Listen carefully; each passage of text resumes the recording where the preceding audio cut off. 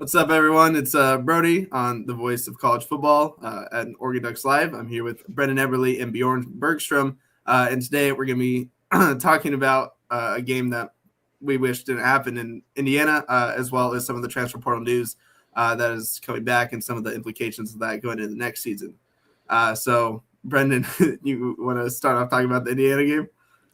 Yeah, the game was over after the first play. First play of the game, interception. It went downhill right there real quick. You can't do that, especially when the crowd was kind of 90-10, maybe even more than that, in Indiana's favor. It was just it's tough. It was tough. It was really tough. Realistically, it just didn't look like we were ready. It really didn't. Going out there, 90-10 crowd, and Dante's out there not in a silent count, and it's just like, what are we doing? It just did not go well. Yeah, for me, it's all credit to Indiana. First off, they were ready to play. I think they outcoached, outprepared, outplayed the Ducks in all facets of the game. And Brendan, you talked about it. I mean, the crowd too, like that was a huge factor. The crowd pop first play of the game was like insane. You could tell right away that the whole crowd was on Indiana's side and that the Ducks were kind of put through the ringer, having the game in Atlanta, everything against them. But yeah, I mean, Kurt Signetti, Fernando Mendoza, the rise has been insane. I think it's just all credit to them. Ducks just didn't come out ready to play for the second time in 2 years in the biggest game of the season for them. Mm-hmm. Yeah, Brennan said it best, but I think the lack of Duck fans is kind of like, there's not many Duck fans that have $15,000 to $20,000 to travel across the country 3 weeks in a row. And I think that kind of talks about just like the state of college football and how it needs to be fixed. We shouldn't be having bowl games, New Year's Six bowls in the quarterfinals. It's ridiculous. They need to be played on campuses. I think semifinals should be on campuses. I've seen Urban Meyer be like, the Cotton Bowl is so important. No one cares if you win the Cotton Bowl. No one cares that we won the Orange Bowl. You know what I mean? Like, that's like, who cares anymore? It's like, it's such an old head thing, and it needs to be done with. That being said, Indiana just played better. Like, as soon as Dante came out and he said it, he was like, we thought we could get away with doing a vocal count, and they couldn't. They needed a silent count, and I saw him clap 3 times, couldn't get the ball, and it obviously rattled him, and he was late on a route that he could have been late. He had a touchdown down the field if you look at the wide angle, and they were rattled right away. And credit to the offense for going down and responding, but it just was not our day. Jamari Johnson, we talked about how he's been secure-handed, drops it on the first play, like he gets thrown to. And so I felt like nothing go right for the Ducks, and it was just one of those days. So I do want to ask you guys. I'll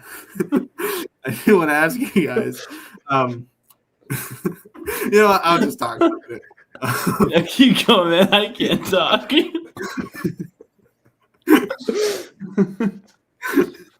All right. I do want to talk about. There's a couple things. You got it, Brody. Yeah, sorry. I was gonna say there's a couple of people getting mad at Lanning for not having the team prepared, but we've talked a lot on this podcast that it was a 2-year plan. It always was a 2-year plan. I think a lot of these returning starters that we see really, proves that point that it was a 2-year plan. That, this was a year of house money. Bjorn, what do you think? I was just going to comment on the oh my gosh. Sorry, we had some comments in here. I was just going to comment on the running back situation. The running back situation, the Ducks lost the game like basically from the beginning because of the running back situation with Noah Whittington being out. Noah Whittington, he was basically out. He's questionable going into the game, and then he played 2 snaps. So he was basically out. And then Jordan Davison also was out. So, they really had no chance with Jay Harris as a Division II All-American. He did his best. He had 6 7 total yards on 19 touches, scored a touchdown, but they really had no chance going into the game at the running back position with Deer Hill. I mean, he had a long run, but he's a liability in pass protection. So he has to be in there either the third down back or he's getting the ball. So, I mean, Brody, what's your take on the running back situation? I've been a real big fan of Jay Harris all season. I'm glad he got his opportunity to shine, but I do really think that the game would be different with Davison in there, or Whittington even. Whittington, I think, dealing with a hamstring, maybe even a sickness. It's just it's tough when it's your 4-string running back is the one that you have to rely on in the biggest game of the season. And I mean, Isaiah World got absolutely outplayed the entire game. He literally got put on skates. I saw memes about it. Yeah, it was just so did good. Harkey is terrible. We're trying, Chick Kick. We're trying to lock in. Dude, we're really trying right now. Yeah, we are trying. Also, shout out Fat Guy and Raptor. I don't know if that guy's really fat. I think it's more like, he's kind of ripped.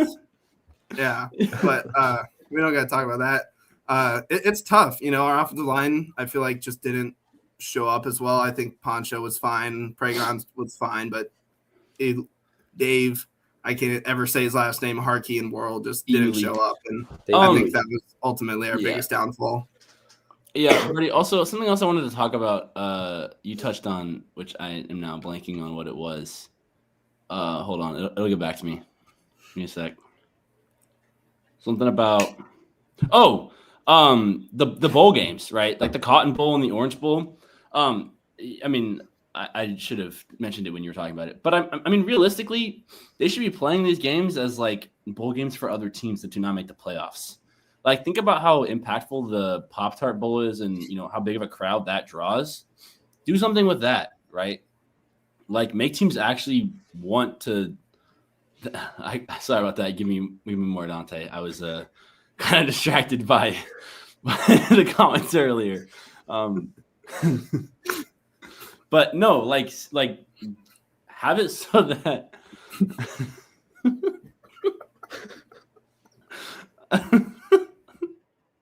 have it so that they're actually playing. Playing meaningful games. Get those comments out of here. All right, I know, bro. We gotta lock in. There you go. Have it so that we're actually playing meaningful games for teams that didn't make the playoffs. Like, you're going to draw more viewership. I mean, you're not going to draw more viewership that way because obviously it's a playoff game, but just make those home games for teams that deserve it. I mean, it was already basically a home game for Indiana against Oregon, so you might as well make it a home game. I know, but it makes it sorry, I didn't mean to cut you off, but it makes it tough for like people like us. Like, we don't have $20,000 to go to Miami and then Georgia and then Miami. Like, that's just no one in Oregon can do that. That's not a thing that people can do. Even like, I know it wasn't a good game. Like, it wouldn't have affected the outcome of the game, but we would have liked to been able to go to the game, but we kind of had to choose like, if we make the Natty, would we rather go to that or would we rather go to Atlanta? And people already spent their money to go to the Orange Bowl. It's just not a feasible thing for almost anybody. Like, that's a normal person. And if you make these home games in the quarterfinals, it makes it so the regular season matters again, because it's like, we had a hard loss. We had a hard loss in the regular season, and we might have lost home field. Like, that is an important thing to have home field, especially in college football. And that's what makes college football is the atmosphere. I'll say it every single time. So Brody, do you not think that the atmosphere was good in that game though? The atmosphere was great, but imagine that in Bloomington. It would be, I think it's way better to be in like their actual stadium, because then you get to experience the traditions that stadium does. You get to experience like Indiana. You get to see places that we don't see like very often, that maybe people that only watch the SEC, they get to experience, Autzen or Indiana Stadium or Lubbock or anywhere. You know what? I mean, no, but I agree with you 100%. And also something else to like keep in mind is like, say Miami ended up being the number 1 team in the country. They played 2 home games. They would have gotten to play 2 home games. Like, how is that fair? Right? Or even Georgia, you play a home game. Like, what kind of sense does that make? Like, or like play in NFL stadiums. Like, I don't get like these, or like different NFL stadiums, like based like regionally, right? Like, say Oregon, say they don't want to give Oregon a home game, play in Seattle or something. Like, it's just stupid in my opinion because the travel is just really difficult. It's really difficult. Yeah, yeah. And I mean, for the don't Ducks agree having to with go cross country, like it would have been 3 straight weeks cross country. That's just too much for the Ducks. It's so unfavorable for them. Like the Rose Bowl is the only location on the West Coast. A neutral location like South Dakota State. I mean, sure, that's a neutral location. I don't know if the atmosphere would be great at South Dakota State. But anyways, my guys are dying here. But I'm sorry, it's just the picture. It's so good. It's just the picture gets me, man. Dude, I know my barber did not get me right. It's okay. Dude, we're rocking with it. I like it, Brody. Yeah, Brody. Yeah. Give us a let. Okay, that's all good. It's all right. Yeah, there we go. Next play. That's what we say. But I think we should do what the Ducks did and just burn this game film. And I think we should move on to the next topic, which is transfer portal stuff. Which is I do want to shout out. I do want to shout out any sports fan. He was in here pregame. Heard us say it might be a game. It was not a game. Congratulations, you guys. I mean, I know I'll be rooting for the Big Ten and y'all to go whip up on Miami. I definitely don't want Cristobal to win. So good luck in the Natty. Oh my God, that would hurt so much. Yeah, that would be the worst possible. He wins a Natty before us. Ugh. That would actually break my heart. I personally love Cignetti. I love Mendoza. He's a future Raider. That's my team. So I want him to get the chip. Yeah. Mm-hmm. All right, yeah, Brady. I agree. I think we should move on here. We can. We're talking about returning players first. What are we feeling? You know what? Give me more Dante. He's talking about Coy Paris. Let's talk about some of the transfers that Oregon's getting in. And like, who do you guys think is the most impactful transfer that's coming into Oregon right now? I think it's got to be Parrish for next season with Thieneman leaving. I mean, there was some speculation that Parrish could be the deep safety, Thieneman the strong safety. But I think, Parrish, he's a ball hawk. He could fill that Thieneman role. He's not quite as physical, but I think he can serve in that role. He's tackle machine, and he's just a playmaker in all 3 phases too. Like they could use him on offense. He had carries last year. He caught some passes, and he's punt returner, kick returner. He's just an absolute game changer in all 3 phases. So that's why I think he's the biggest addition so far. Mm-hmm. Yeah, I think that's a very underrated aspect. We're losing Whittington and Benson, 2 very explosive kick returners, our 2 starting kick returners. And he can fill that role. And, he can't be used exactly the same way Thieneman is, but he's such a great athlete, and he's definitely going to help fill the void of losing a potential first-round safety. So I agree. I'm also very excited about Dylan Raiola. I know a lot of people were not excited about Raiola for whatever reason, but I really don't get it. He's one of the most talented players in the portal. He was a 5-star for a reason. He's a cornball. Don't get me wrong. But I think coming to Oregon and sitting for a year, just like me and Brennan were saying, like that's the best case for his career. For sure. Because there was a lot of people saying he might not even be a Saturday player, let alone a Sunday player right now. And people were saying that about Bo Nix. People potentially saying that about Dylan Gabriel, Dante in his freshman year. So I think there's no better quarterback spot in the nation than Oregon right now. And I might be a little biased, but we have the history right now, and we have the Dan tree.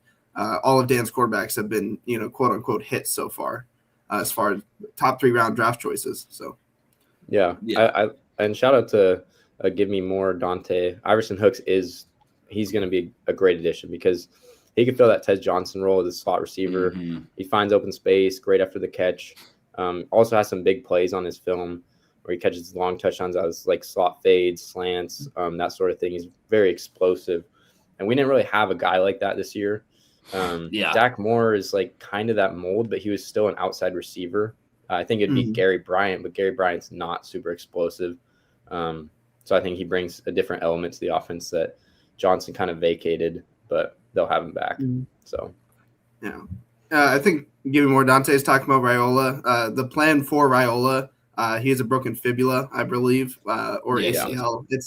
It's a bad injury. He's potentially he doesn't want to rush back. Like he's not going to risk his career the plan, regardless of if Dante stayed or not, was for him to be the backup for the year, learn the system, in a very NFL transition-friendly system.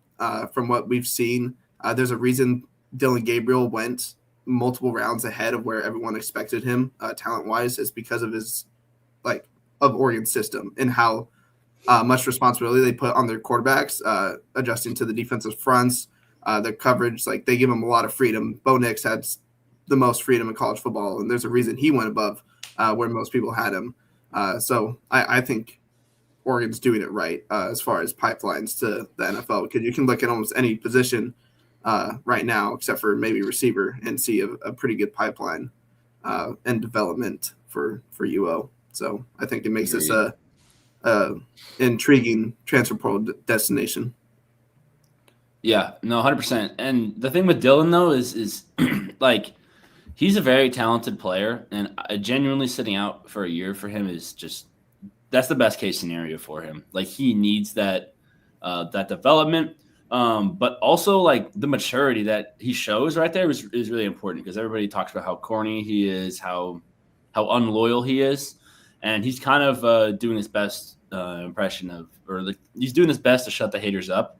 And so, hopefully Dante goes out there and just has a phenomenal year next year. Hopefully we win the Natty. And then it's Dylan Raiola time, and then Dylan goes out there and repeats. That'd be obviously best case scenario. But I think Dylan Raiola is just as talented as Dante, and realistically, they're both going to be first round picks. And I mean, next year Dante's going to be a first round pick, obviously. Also, something that's not really talked about with like Dante Moore's decision to come back, which we'll kind of get into maybe a little bit later, but I just want to briefly touch on it. He is a redshirt sophomore, so everybody's like, oh, like why is he not going to the NFL? He's going to get paid a lot more money. Well, what people don't realize is that if Dante really struggles these first 2 years in the NFL, which I think he would, because he's not ready, like, he needs to develop a little bit more, and this is a perfect opportunity for him, right?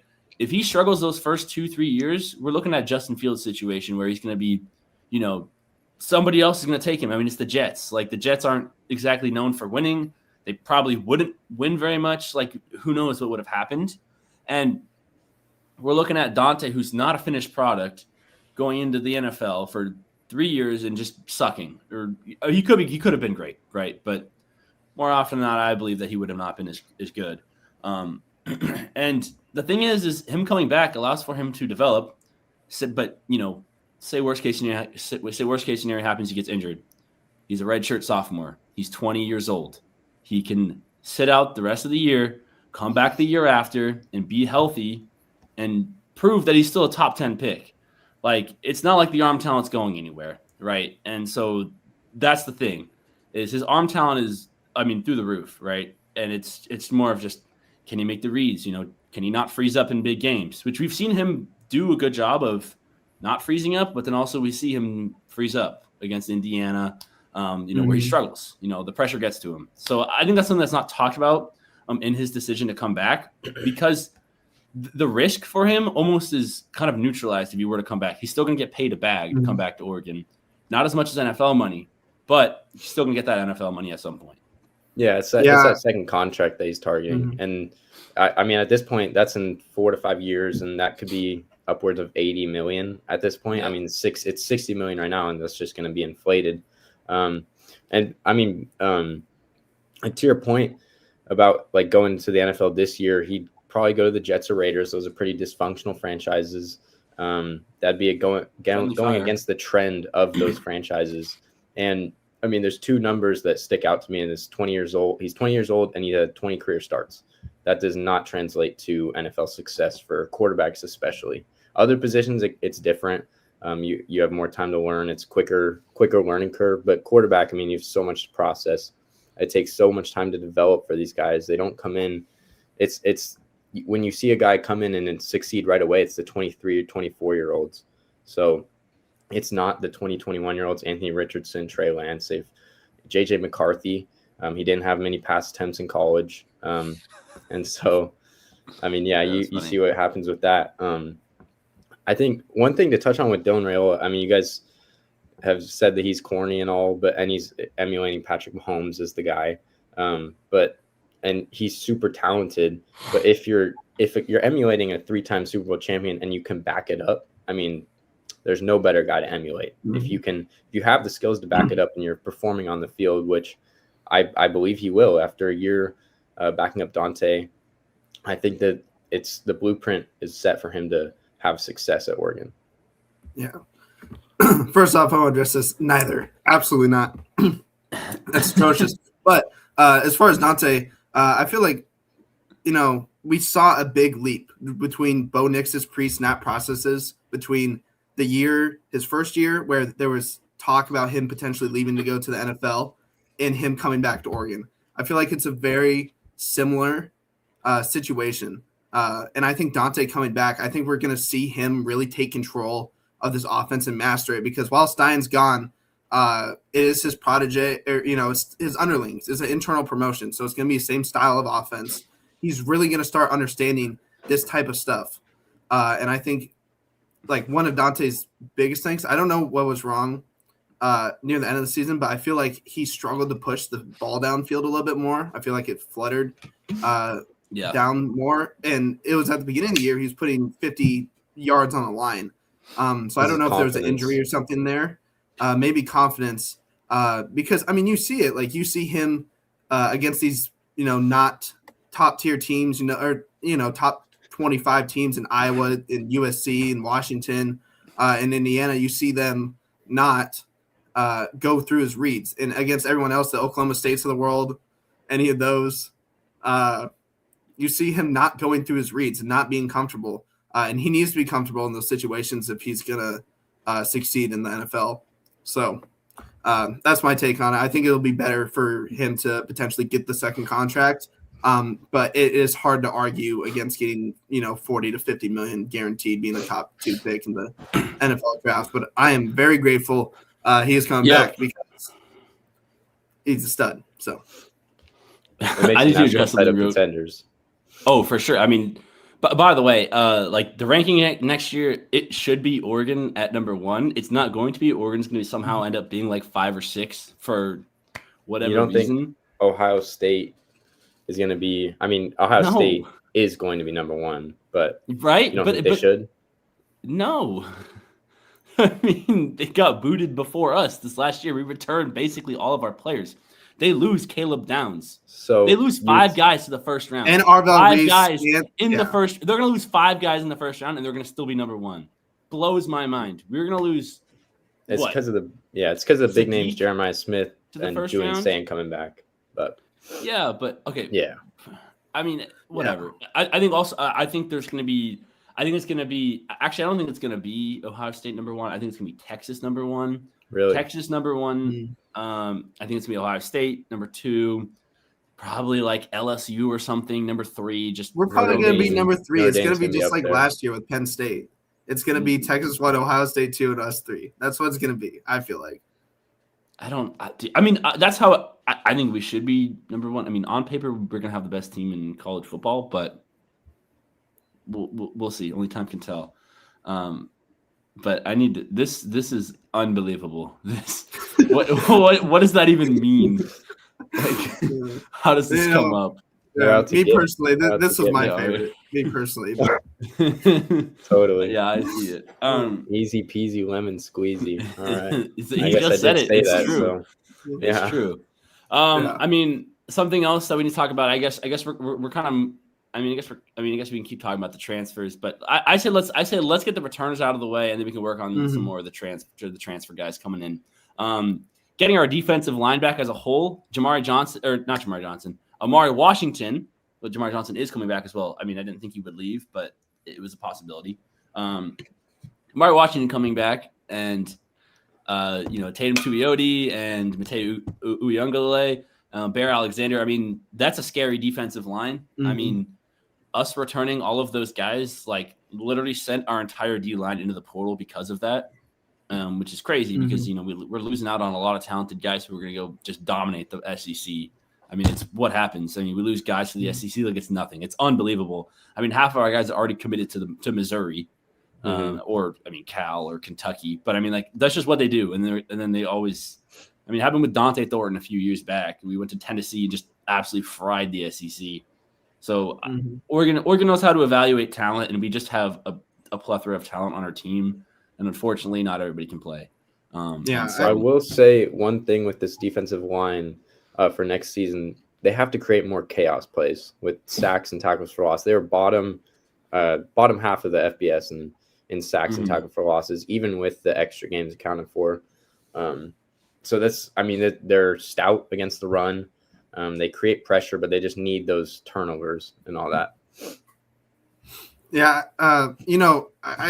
it can't be understated how much talent is returning on the defensive line. Mateo, a projected top 10 pick at the beginning of the season, obviously earned his draft stock a little bit, but he's still an immensely talented player. Amari Washington getting a lot of first-round buzz.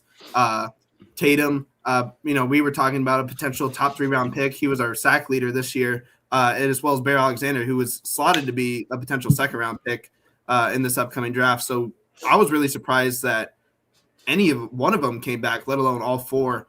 So I think that really solidifies the 2-year plan thing, and I think that's what Landon's selling them. Is that if we have one more shot at this, we have Dante coming back. We have so much young talent that's going to ascend next year. If you guys stay one more year, we just saw what Indiana did, Ohio State did the year before that. Like we're seeing these older teams like succeed, and I think that Oregon has an opportunity to do that next year. So really excited about that D-line. Yeah, age does have an impact. Like just the experience. That's what all these guys are going to be having, which is really important. And I wouldn't even say that at this point it's a 2-year plan. It just didn't feel like this was the year, right? This last year. I felt like this is a year where we can, make some noise. Hopefully not get blown out the way we did, but I don't think we ever expected us to win the Natty this year. Coming into it, if you were to tell me that we were in the position to win the Natty within one win, then I would have been ecstatic. But I mean, we made it pretty far. Obviously, wish we could have made it further. But it does feel like next year is one of those years where it's going to be really big. And realistically, the year after is going to be just as important. I mean, we'll have Dylan right. Like we have a QB. We have a QB of the future, which is crazy to say, considering we have a guy who's going to go in the top 10 probably next year, maybe even top 5 again. Like it feels like there isn't really a situation where it's like, it's a win now team. It feels like it's a win now and then win again team, which is kind of what you want to see. Like if you go ask Bama and Georgia fans, it was like every year they just reload on talent when they were, just absolutely dominating college football. And I wouldn't say that we've been dominating it yet. I think we're really close. We're really close to, winning that first Natty and, putting us into the contention of, these new age blue bloods, Bama, Georgia, Ohio State, Oregon. I'm not going to put Notre Dame in there. Notre Dame hasn't won anything in 40 years.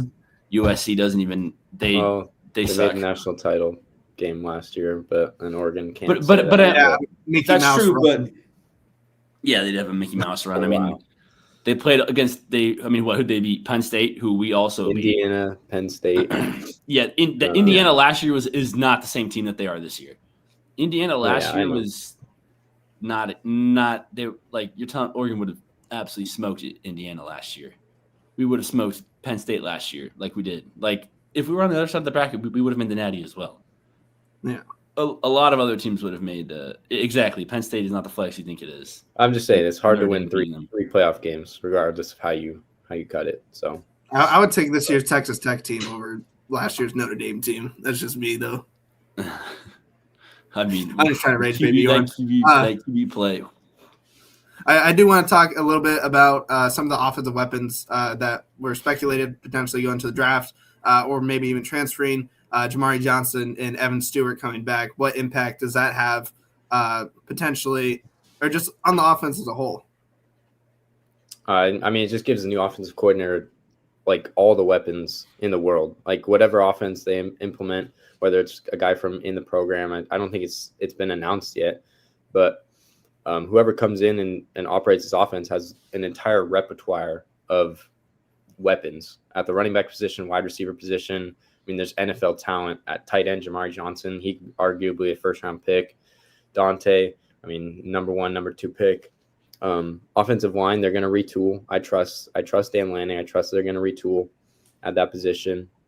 So I mean, it's just the ceiling is very, very high for this unit. Like I would say on paper, they're the best offense in the nation next year because Ohio State has some questions. Indiana is going to be good, but yeah, I mean, I think the ceiling is extremely high. And I would argue that our defense next year is going to be better than our offense. Mm-hmm. Like our defense is, I mean, besides middle linebacker, it's reloaded. It's going to be guys are going to be more experienced. Like I don't really see any holes besides middle linebacker. I mean, getting Jerry Mixon back is also important. No offense to Jerry Mixon. I didn't really think he was going anywhere. I don't really know why he needed to announce that, but he's back. So I'm excited. I'm excited for him to have a big year. Hopefully we can find somebody in the portal, potentially Jordan Seaton for the offensive line would solve a lot of problems and make me very, very happy. And then just find me a middle linebacker, just a guy that's a good run defender, not necessarily a coverage guy, just a good run defender, middle linebacker, and it feels like there's nothing else I could ask for. Like it, I mean, yeah. Yeah, if we get an elite level linebacker and Seaton, I'm going to start saying some absolute ludicrous things about this Oregon team going into next season. I mean, the Yale guy probably going to bump into guard if we get Seaton. We'll have Seaton, Mr. Yale. I don't even know his name, honestly. Michael Bennett. And then, Janoris Wilson on the other side. Like that's a very stout offensive line. Or Crater. Fox yeah, Crater. or Crater. So we still also have other young guys who are good. I mean, Emmanuel Nacho, he could start. I mean, exactly. Offensive tackle. I mean, we've hit pretty well with our 5-star offensive tackles in the past. I mean, you look at Josh Connerly.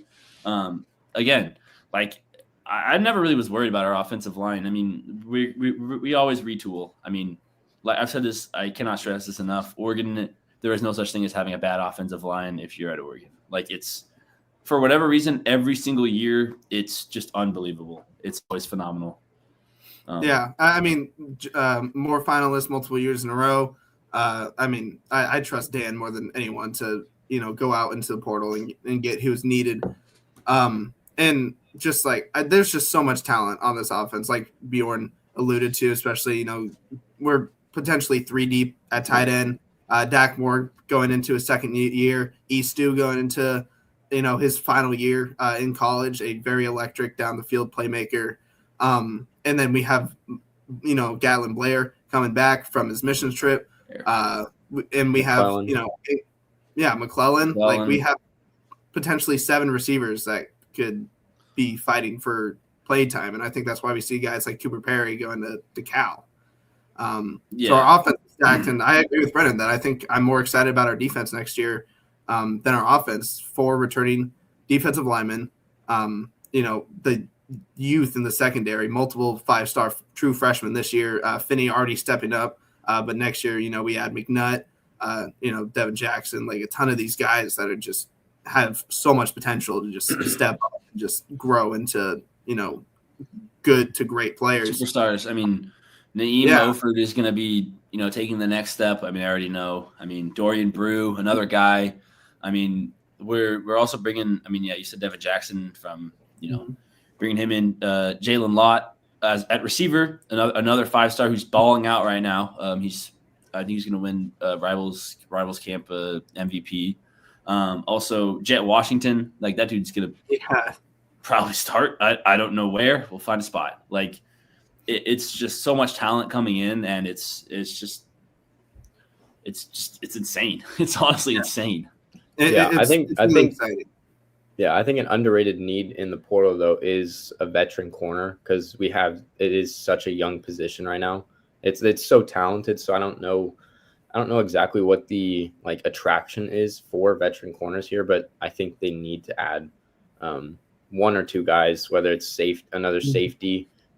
Actually, they added the Carl Williams guy from Baylor, but I think the corner position. He's just a depth guy, though. I mean, no offense, I just don't. But that's what I'm talking about. Is they need veteran. He's performing. Yeah, I get what you're saying. Not just to have a bunch of freshmen in redshirt fresh, or I guess true sophomores and redshirt freshmen running the DB room, because it's one of those positions where you need to have some guy that's been there, like been around, a guy that can lead. It's so hard for guys to just play every single possession out wide. Like you need rotations. You need every guy plays one every 3 series just to give a guy some rest, which is what Theron Johnson was doing. Kennedy did it early before he earned the starting job at nickel. That's something that they need to add. And I would say, so what are the 3 positions Oregon needs to add? We can each say one. I'd say linebacker right now. It's obvious with Betcher leaving, 140 tackles going out the window. So, yeah. I think the next easy one is D-line. With a lot of our D-line depth leaving, we definitely need to bolster up that second unit.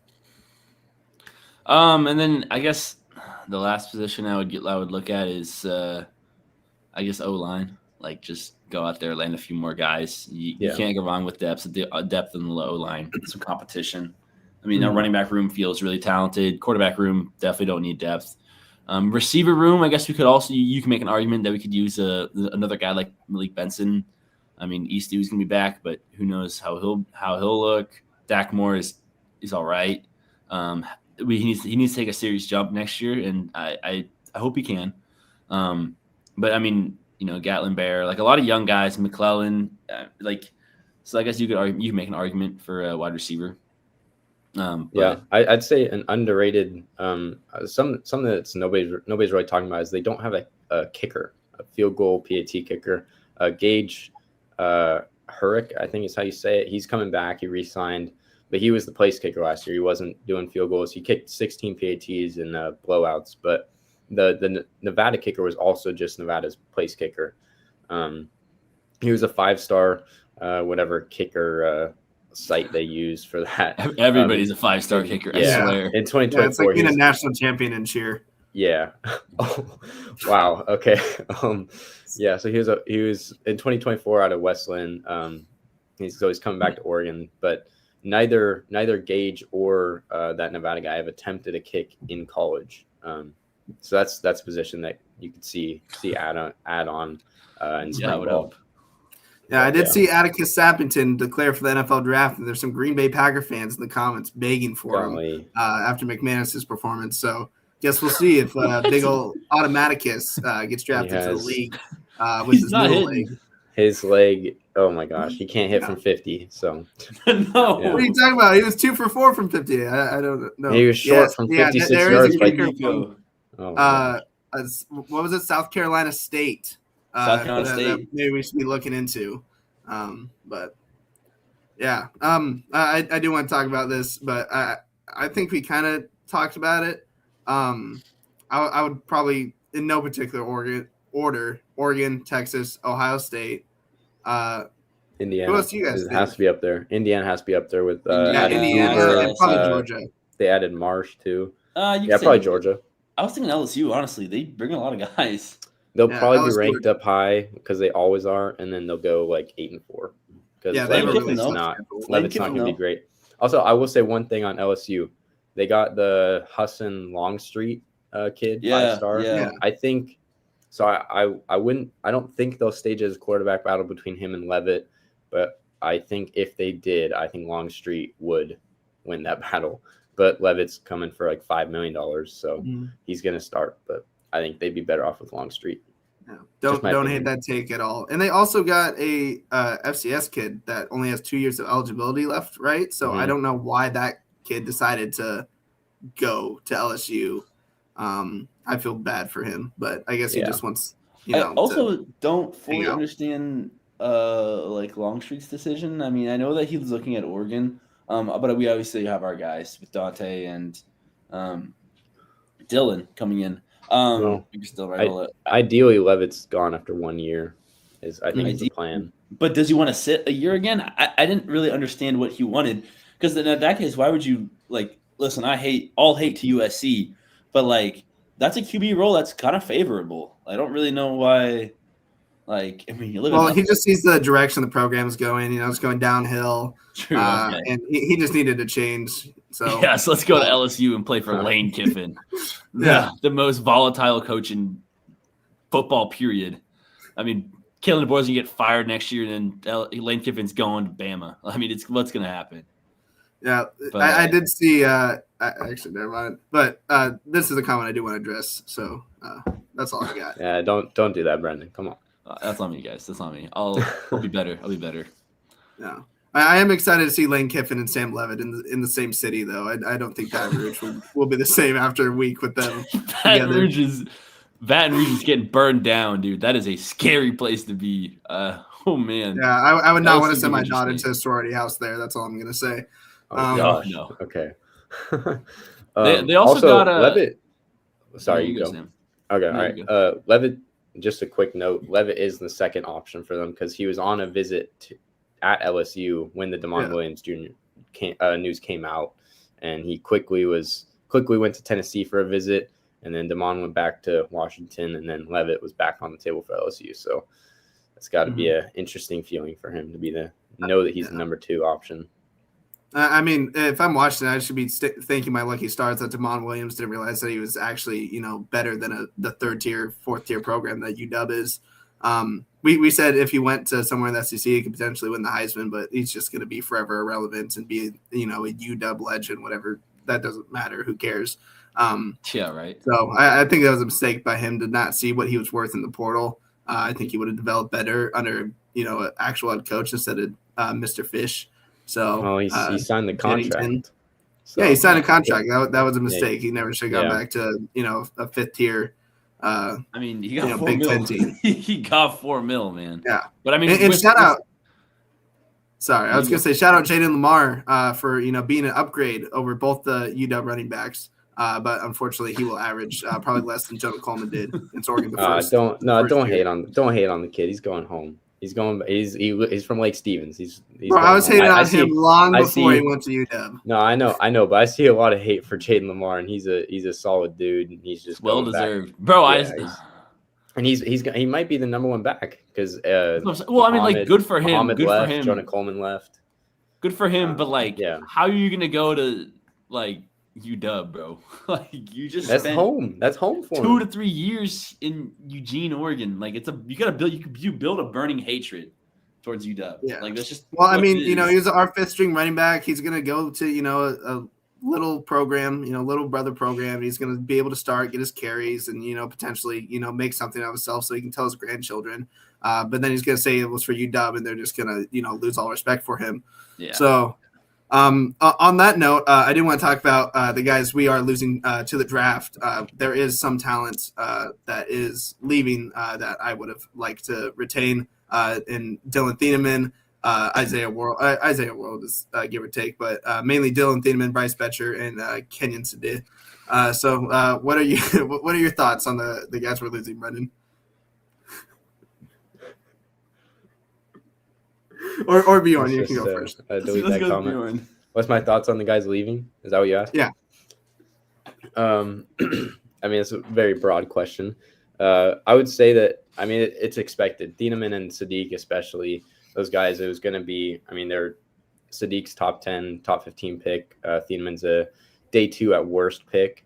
He's going to be so good for them. They were, Sadiq, he had 1 year in the spotlight here as a starter. And he did what he needed to do to make it to the next level. That's enough said there. And then Thieneman, he came for 1 year, stood out at Purdue, wanted to show that he could do it at a big program, and that's exactly what he did as well. And with Coy Parrish coming in, that would be an awesome safety duo. Mm-hmm. But, Parrish can do what Thieneman does as well, and he's going to be a draft pick too. He can do some of the things he does.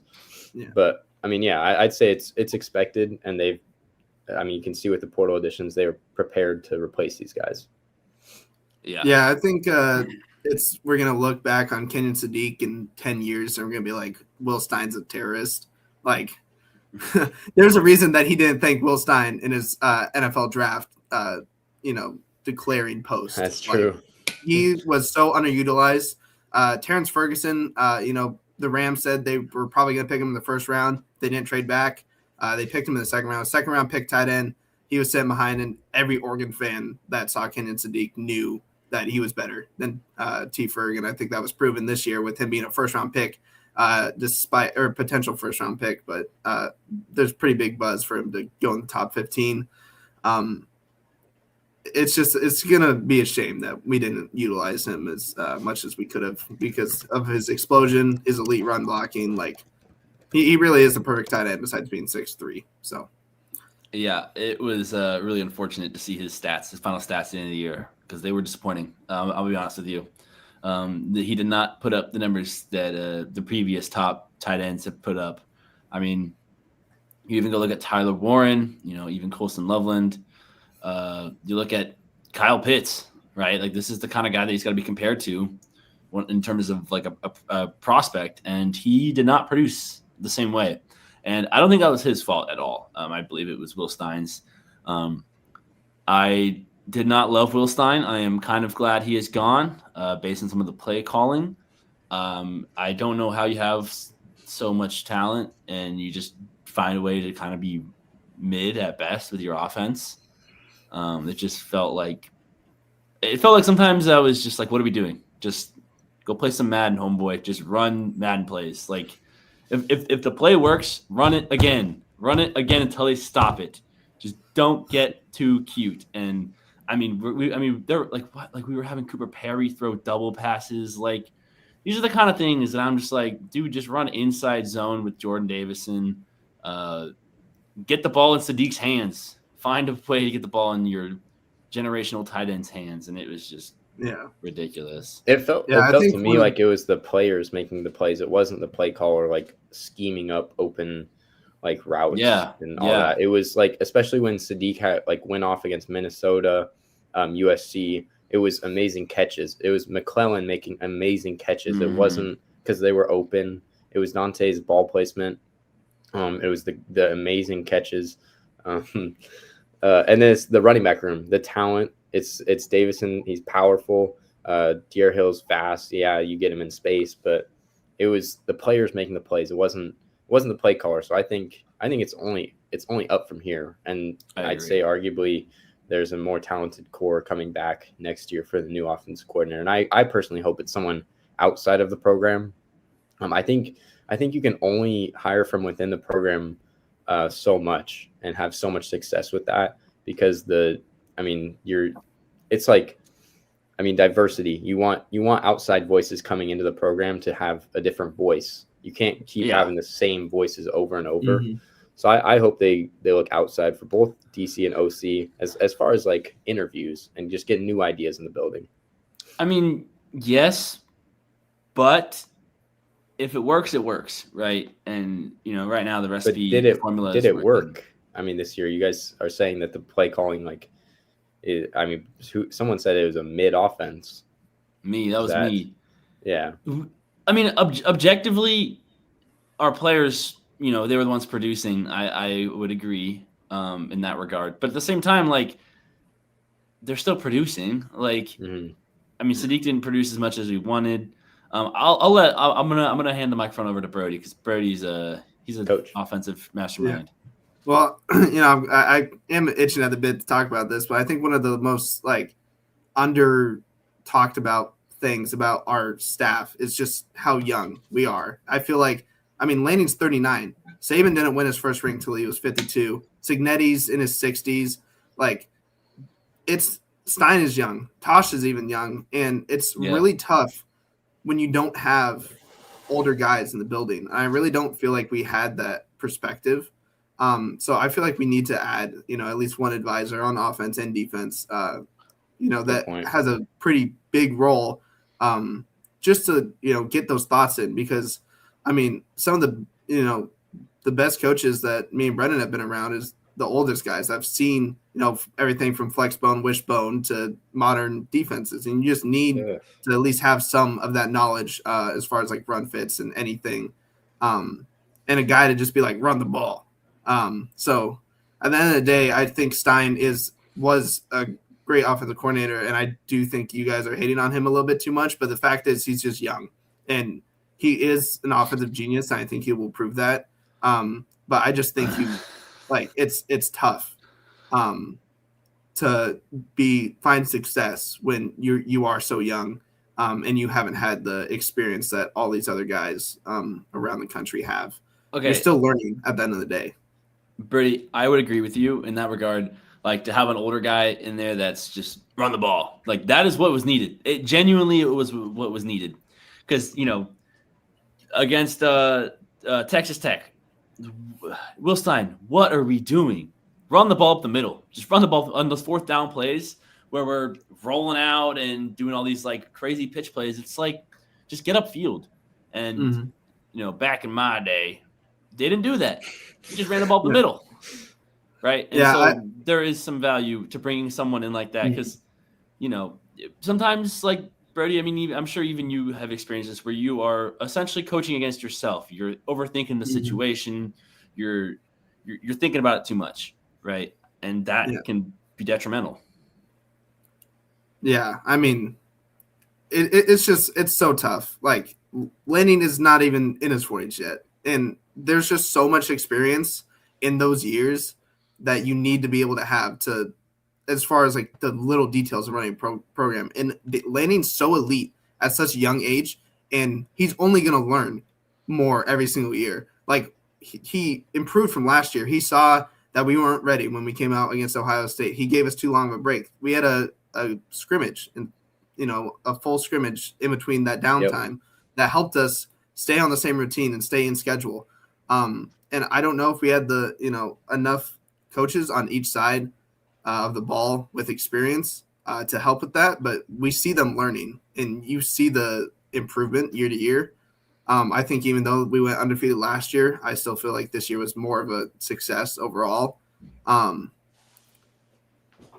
But I don't know. It's tough. I feel like we just need to hire some older guys, and I think we will see more. Like it's going to be a first year offensive coordinator, first year calling plays, and they tend to be a little bit more, passive in terms of play calling. So I don't think our offense will be nearly as cute next year. I don't think we'll be overthinking ourselves. So yeah, that's totally fine. That's totally fine because we complained every week about them getting too cute, and that's just trusting your players or not. That's realistically that's not trusting your players. To be honest, is getting too cute, thinking that you need to out scheme the opponent. But yeah, I think Brody, you brought up a good point with an advisor, having like a senior advisor come in, bring a new voice, bring a new opinions to the program. Whether it doesn't have to be the offensive coordinator because that's most of the old guys have a whole new system like that they're going to bring in, and we could keep the same system, keep Maringer, and then have an old guy come in who knows ball and can have a new voice come into the program. Yeah, I mean, like even if like Mike Tomlin, takes a year to do media, like do the same thing Chip Kelly did with that Ducks team, bringing someone that he brought in Urban Meyer, and Urban Meyer stole a lot of our stuff, and it ultimately ended up winning the national championship. But you need these guys with experience to learn from, and Chip learned a lot from Urban too. I'm sure. And so if you bring in someone like Tomlin, or just an older guy, like you do bring in Mike Tomlin. Oh, I mean, he's on the market. Yep, he is. Just like he wants to learn. Like he's still a young-ish coach. He's 52. Like Urban did it, and Urban came back the year after and went to Ohio State, and he won the chip 2 years, 3 years, whatever it was later. Like these coaches. Like the great coaches want to learn and they want to give, especially to a level that he's not going to coach at. Like he's not going to coach college. Like he's going to have a year off to do media, learn more, retool, and then he's going to have his pick of whatever job he wants next year. And I'm not saying it necessarily has to be him, but a guy like that. He should go to Baltimore, Mike Tomlin. He should go to Las Vegas. All right, Bjorn. A little Raiders. No, okay, we're talking about a coach that could come in and have a good impact. What about Kurt Signetti? Seems like a pretty good coach. Right. Oh boy, should bring him in. Now we're getting out of hand here. Yeah. Yeah. I think we should move on from this. We're kind of beating a dead horse at this point. Like, who knows how it's going to go? There's not much that we're going to say that's going to really enlighten people about that. Yeah. I mean, I guess we can move on to Mike Tomlin would be pretty good hire. I would agree. Yeah. Shout out Owen. Shout out to Owen. I mean, all right. Mike Vrabel. Just one quick thing. Mike Vrabel did that for the Cleveland Browns. He worked for a year behind the scenes, helped their program. So I think that's something Mike Tomlin could do if he's interested. $5. $5. No. Yes, at least yes. 10. At least 10. No, but I don't got an orange here. I gotta go to the store, so it's gotta be next pod. Yeah, buy a membership and then we'll do it. Nah, you're just a sellout. Got Venmo me directly, $500. No, we are not Venmoing Brody. Okay, yeah, let's move on to the next topic here. Like, I mean, we're losing a lot of guys to the portal, which is something that needs to be talked about, I guess. Just all of our depth, it feels like. I mean, we've already talked about a bunch of the DBs that we lose. We lose, and now basically our entire defensive line. So that is true. Well, to be fair, we said that Brady would do it if Oregon beat Indiana, and so now we're being generous enough by saying that we'll do it anyways. Brady, are you gonna shake on it? Yeah, I'll shake on it. All right, there we go. It'll happen. Oh yeah, Brady. Yeah, Brady. Shake. There we go. Perfect. Yeah. Also, like losing Bryson Beaver. That's an interesting one because like, what did he expect to start in 2027? But right. Also, I mean, it's kind of a waste of time. Yeah, it's a great place to develop. Oregon is, but he's not going to start here. Akili Smith is a 4-star. He's above him in the depth chart. Dylan Raiola is obviously above him in the depth chart. So I mean, I don't really see the point for him to be here. Bryson Beaver would have never played at Oregon. That's what I'm saying. Yeah, never played at Oregon either. Like, it feels like another Austin Novosad situations where it was like we missed out on Jared Curtis, we missed out on whoever the other big time QB was, and then we're like, for sure we'll go for Bryson Beaver. That's kind of how it was with Austin Novosad. We missed out on Dante Moore, and we flipped Austin Novosad on signing day. And so, again, they're the same player. It is what it is. We are gonna make it. Sorry. No, you're good, Brady. I was gonna say we keep getting these Make-A-Wish 4-star quarterbacks, like just giving them an offer because we're missing out on who we actually want. And then we're just gonna go get a 5-star quarterback in the portal to sit behind Raiola for a year, and they're just never going to play. So yeah, that's honestly what's going to happen. I wouldn't be surprised if we see the LSU backup quarterback here after Dante goes to the draft, and he's sitting behind Dylan Raiola for a year. It seems to be the recipe, and it's successful. So I cannot complain. People are going to say, "Oh, Oregon doesn't develop any players." Well, we're developing these guys into first-round picks, like not just first-round picks, but guys getting drafted 2 rounds higher than what they should have been getting drafted. You look at Dylan Gabriel, you look at Bo Nix. In what world was Bo Nix ever a first-round pick at the age of 24? Like, he wasn't. He shouldn't have been a first-round pick. Birdie? I'll get the watch. And so, Brendan, you're talking about the game's like the most important position in the game too, quarterback. Yeah, like that's what they're developing.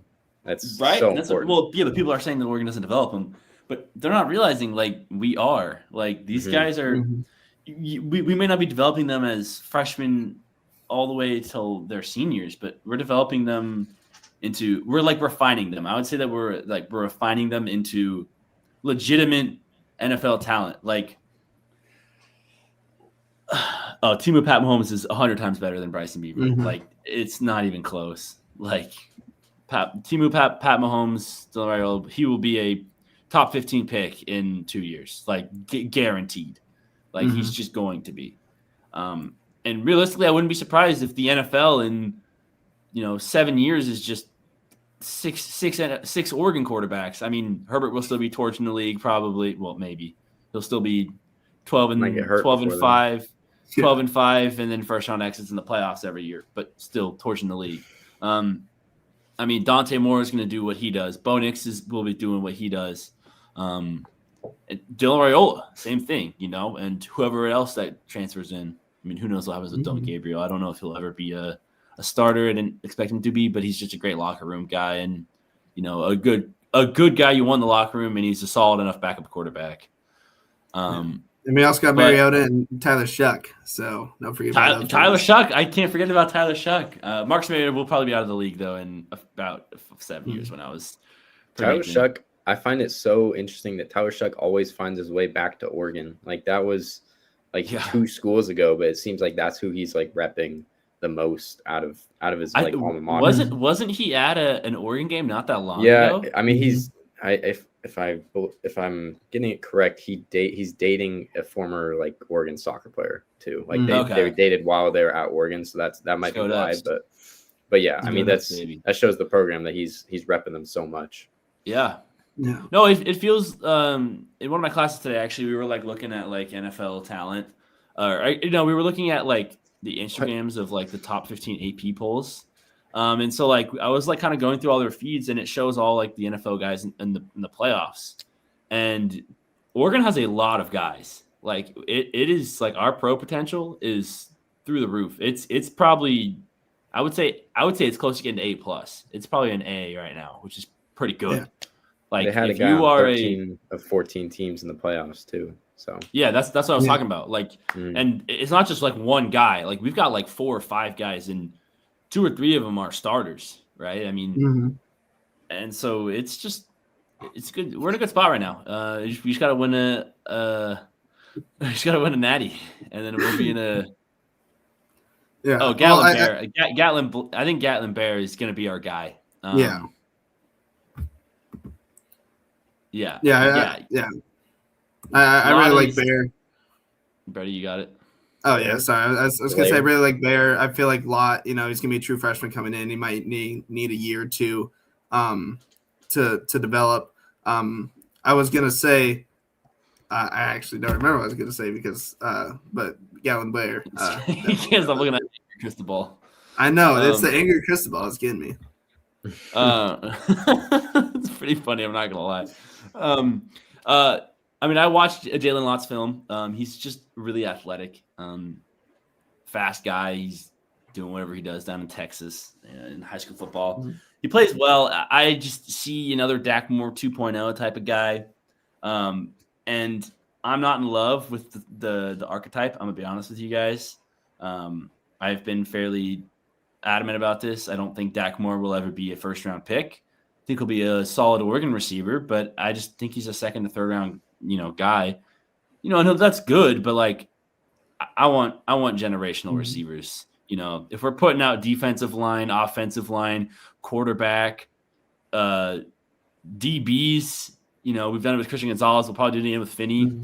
Like tight ends. I mean, Jamari Johnson, Kenyon Sadiq.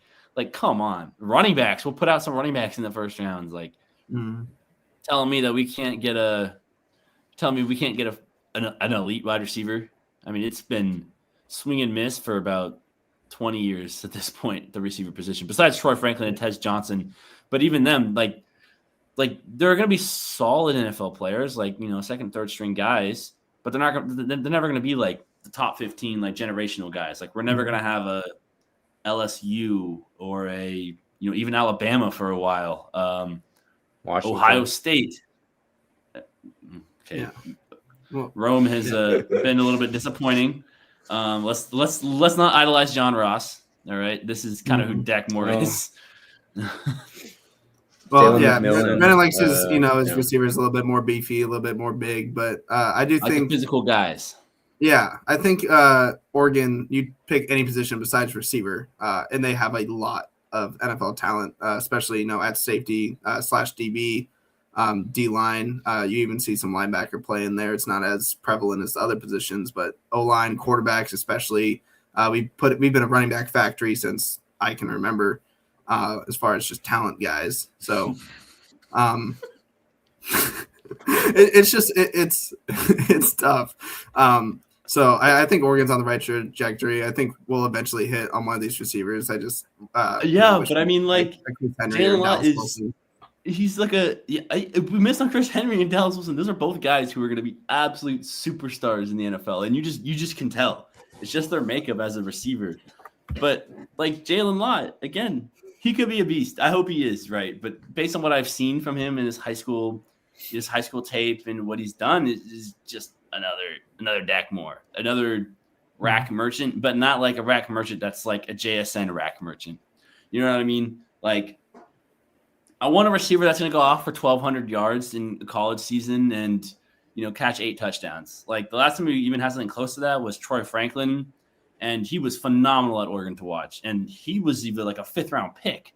Yeah, he was a 4th rounder. I think he was like 107 or something. Yeah, right? And we were like, oh, my God, this guy could be a 1st-round pick because of how talented he was in his production. But I want a guy that's going to do that as a junior. Like, you know what I mean?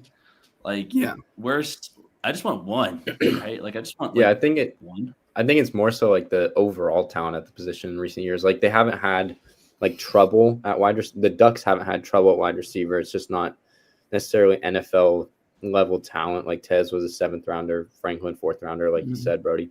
Like, it's not tip top level NFL talent. But they have the overall depth, the overall talent. They have 4 or 5 stars at the position. Transfers. It's a transfer destination now.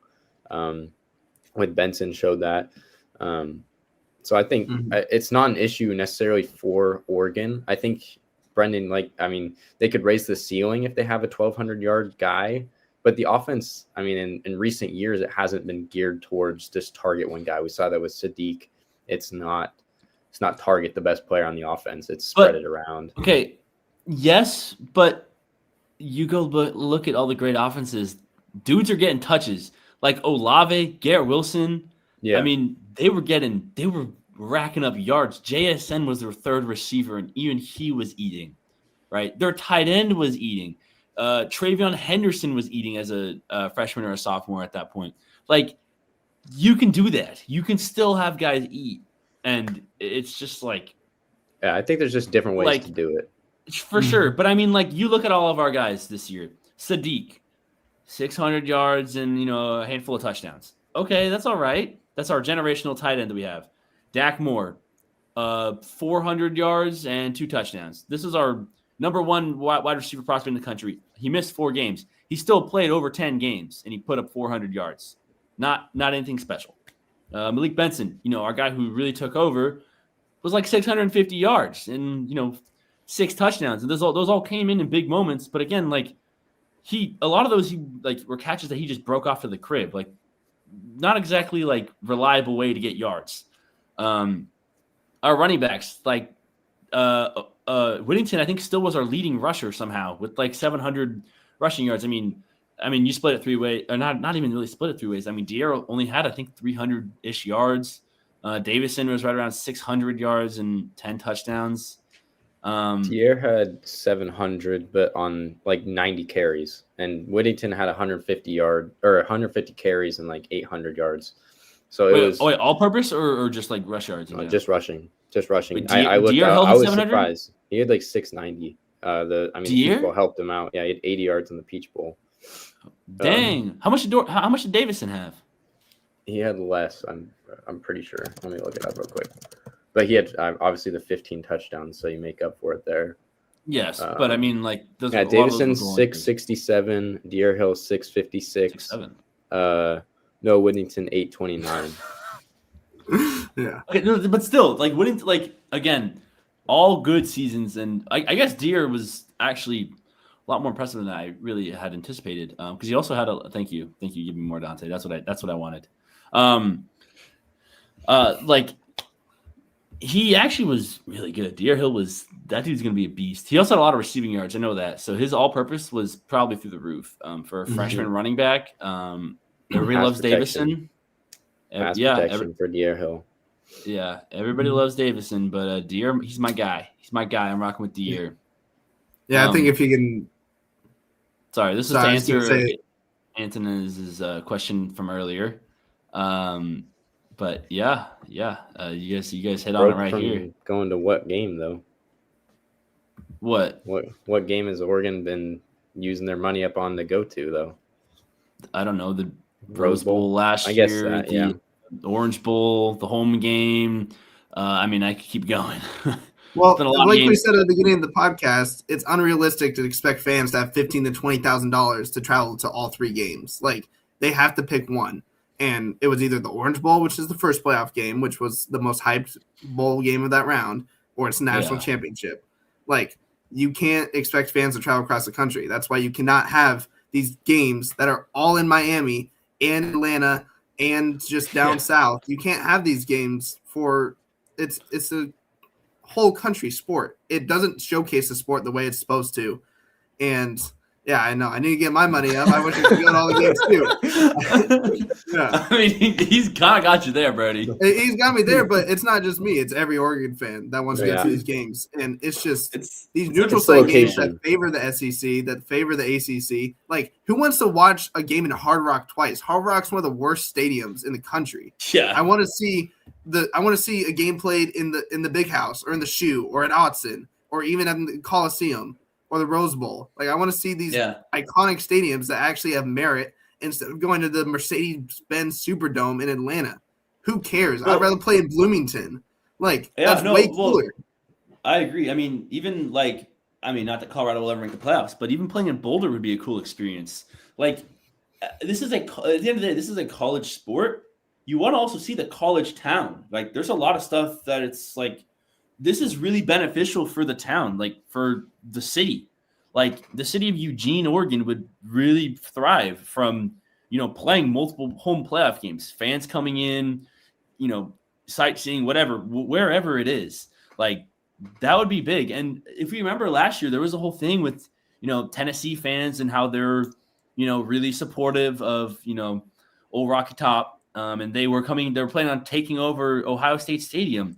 Like, get some discourse around that rather than, it just being 90-10 to Oregon and Indiana and Georgia. Like, you know what I mean? Like, we want to have these fun takeovers of, like, how crazy would it have been if, we had a home game in Eugene and Indiana tried taking over.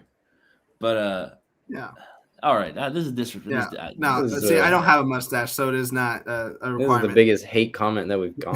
Wow. Right? I don't know, Bjorn. The one you got earlier was pretty good. I might have to find it.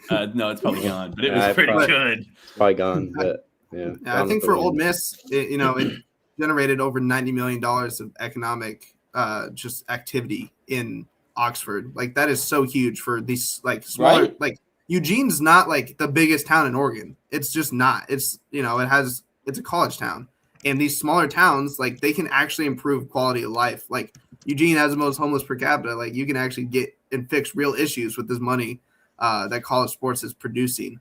And it makes the regular season matter. I'm going to say it every single time. Like, it matters if you lose in the regular season again, which is something we've been missing.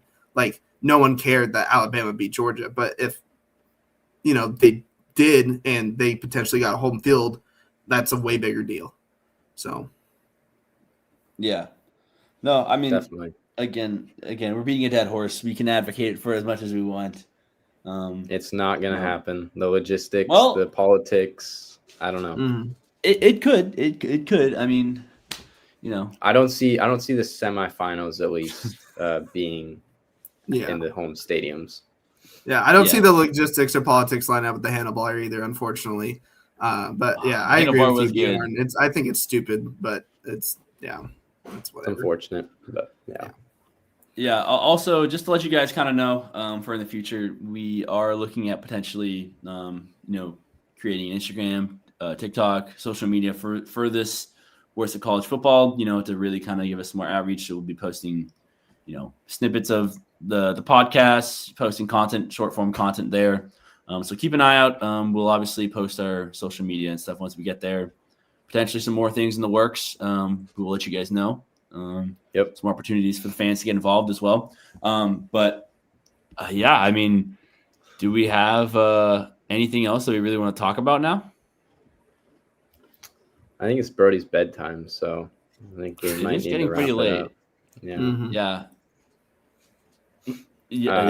We'll try to expand, but yeah, we appreciate y'all coming in, chatting with us, making us laugh way too much on the podcast. Far too much. We do appreciate each and every one of you guys. Make sure to subscribe. Hit the bell. Just stay tuned. Turn on those notifications. Become a member too. Maybe we'll look we just opened up our membership, so it's $3.99, $5.99, and I think $9.99. There's different levels to it, so make sure to get that $9.99, become a super member. Yeah, yeah. Do you guys want to do score predictions for Indiana Miami real quick? We could. Why not? Yeah, sure. Yeah, I think I'm gonna go 41-28 Indiana. I'm gonna go 41 Indiana 17 Miami. I don't think Miami's gonna score as nearly as much as Brody was thinking. 28 points on that defense. Well, two garbage time touchdowns. Also, by the way, the spread for this game, if you guys want to get rich really quick, the spread for this game is 7. I think it's like 7.5, or it's like -7 for Indiana. I don't know what kind of drugs they are doing, but they clearly have not been watching this Indiana football team play. I guess it's a Miami home game, but I mean, look at these predictions here. Like, you heard our predictions. Yeah. There's no way this is a close game. Mario Cristobal, the same guy who refused to run the ball 2 years ago or who ran the ball instead of kneeling it out, is not beating Kurt Signetti in a football game. It's not even gonna be a close football game. What are we talking about here? My score prediction, I'd probably go 31-10. I don't see Miami scoring. I could see him scoring a garbage time touchdown maybe, but I don't know how they'll score. Their offense is not good outside of Malachi Toney. I don't think Carson Beck has what it takes. But we can. We can break not this. Bad. Carson Beck is not bad. He's not bad, but yeah, I don't think he's got a full 60 minutes in him of great football, which is what Fernando Mendoza definitely has. But we can talk about this game a lot more on the next podcast, because we will have one before Monday. So yeah. No, let us know. I mean, like I said, we will potentially be having social media go out. That way you guys can stay up to date with, when we're going to go live in advance. So you guys can tell some friends, that way we can build a following there as well. Get some more stuff going on in the chat, because we love talking with you guys. It's the best part. It's the best part of our podcast for sure. For sure. The last thing I was going to say about Carson Beck is I think his Snapchat game is a little bit better than his football playing skills, but probably. Yeah, appreciate all y'all. Carson Beck and Lane Kiffin would have been a dynamic duo. That would have fed families, dude. Yeah. Well, made families, but done a lot of things. All right. I think we're all, you guys have a good night. Yeah, thank you guys for watching and listening to the Oregon Ducks Live on Voice of College Football. See you next stream.